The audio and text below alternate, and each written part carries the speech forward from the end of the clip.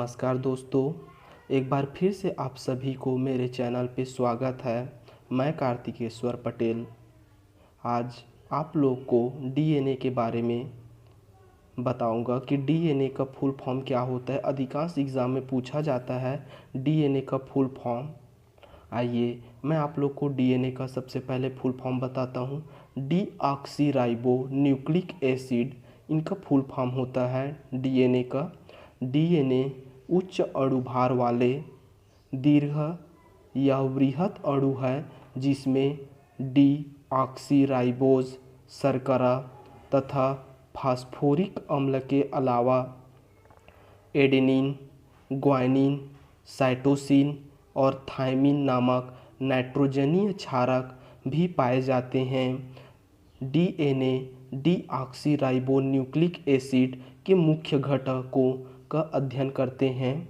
यह सबसे पहले देखिए यहाँ पर डीऑक्सीराइबोज शर्करा बेस क्षारीय, इनका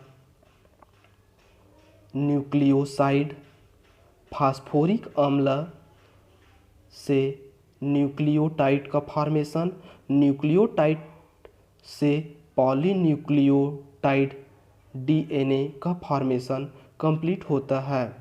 यह डायग्राम डीएनए के विभिन्न घटकों में संबंध को विस्थापित करते हैं। वाटसन एंड क्रिक नामक वैज्ञानिक ने सबसे पहले 1953 में डीएनए अणु की संरचना को बताया, जिसके लिए दोनों को सम्मिलित रूप से 1962 में नोबेल पुरस्कार से सम्मानित किया गया। इन्हीं के आधार पर डीएनए की संरचना वाटसन और क्रिक का डीएनए प्रतिरूप के नाम से भी जाना जाता है। एग्ज़ाम में अधिकांश पूछा जाता है वाटसन एंड क्रिक के मॉडल की व्याख्या कीजिए। इनके आधार पर देखते हैं डीएनए की संरचना जिसमें न्यूक्लियोटाइड्स का विनिमय व्यक्त किया गया है। देखिए यहाँ पर देखते हैं एस शर्करा, पी यहाँ पर दिया गया है फास्फोरिक अम्ल के आधार पर, एडेनिन से double bond thymine, guanine triple bond cytosine, cytosine triple bond guanine, thymine double bond adenine, adenine double bond thymine के रूप में यहाँ पर जुड़ा हुआ है। देखिए एरो का निशान यह व्यक्त कर रहे हैं कि इनकी क्रियाओं को प्रदर्शित कर रही है।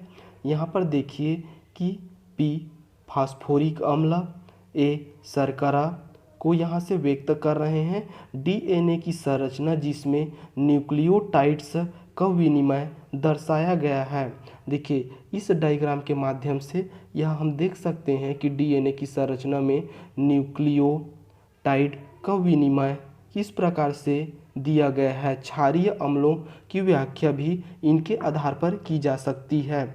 आइए देखते हैं वाटसन और क्रिक का डीएनए प्रतिरूप, जो किस प्रकार से वाटसन एंड क्रिक ने अपने अध्ययन के आधार पर डीएनए की संरचना को व्यक्त किया।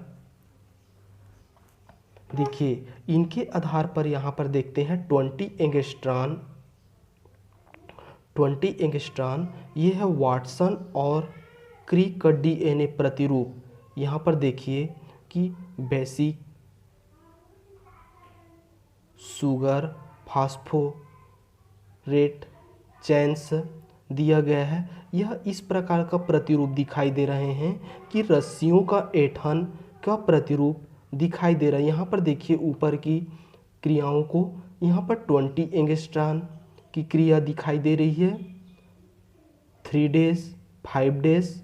यहाँ पर इनकी मुड़ी हुई रेख को देखिए 33.4 एंगस्ट्रॉन और इनकी व्याख्या होती है 34 एंगस्ट्रॉन के आधार पर। यहाँ पर अक्ष के रूप में एक रेखाएं दिया गया है। ये देखिए यहाँ पर देखते हैं शर्करा एस फास्फोरिक अम्ल शर्करा फास्फोरिक अम्ल, शर्करा फास्फोरिक अम्ल, शर्करा फास्फोरिक अम्ल। यहाँ पर देखिए एडेनिन ट्रिपल बॉन्ड थायमिन से जुड़ा हुआ है, ग्वानिन ट्रिपल बॉन्ड साइटोसिन से जुड़ा हुआ है, थायमिन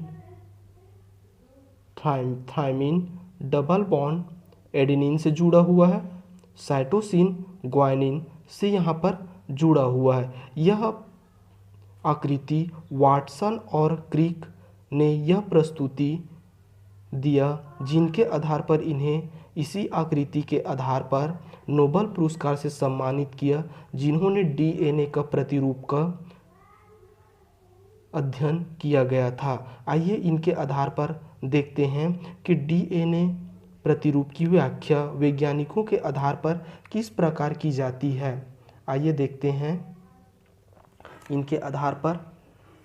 देखिए सबसे पहले तो मैं यह आप लोग को बताना चाहता हूँ, वाटसन एंड क्रिक वैज्ञानिकों के अनुसार डीएनए अणु 2 पॉली डीऑक्सीराइबोज न्यूक्लियोटाइड श्रृंखलाओं का बना होता है। ये श्रृंखलाएं सूत्र एक घुमावदार सीढ़ी के समान केंद्रीय अक्ष के चारों तरफ कुंडलित रहती है। सीढ़ी के दोनों स्तंभ सूत्र न्यूक्लियोटाइड के शर्करा या फास्फोरिक समूह फास्फोरिक अम्ल के रूप में बने होते हैं। दोनों स्तंभों को जोड़ने वाले डंडे पिरिमिडीन फ्यूरिन क्षारकों के बने होते हैं। फ्यूरिन पाइरिमिडीन क्षारक हमेशा जोड़े में पाए जाते हैं तथा आपस में हाइड्रोजन बंध द्वारा जुड़े होते हैं। इन बंधों के कारण डीएनए के दोहरे कुंडलित में स्थित आ जाती है। इन्हें हाइड्रोजन बंधों के टूटने पर दोनों गुणसूत्र अलग अलग हो जाते हैं। फ्यूरिन तथा पिरिमिडीन के प्रत्येक जोड़े में एडेनिन थायमिन से ग्वानिन साइटोसिन से जुड़े रहते हैं। एडेनिन तथा थायमिन आपस में 2 हाइड्रोजन बंधों तथा ग्वानिन एवं साइटोसिन आपस में 3 हाइड्रोजन बंधों द्वारा जुड़े रहते हैं। डीएनए में उपस्थित नाइट्रोजनीय क्षारक स्वतः संख्या में बराबर होते हैं। इस प्रकार डीएनए के अणु में न्यूक्लियोटाइड की संख्या बहुत ज़्यादा होती है।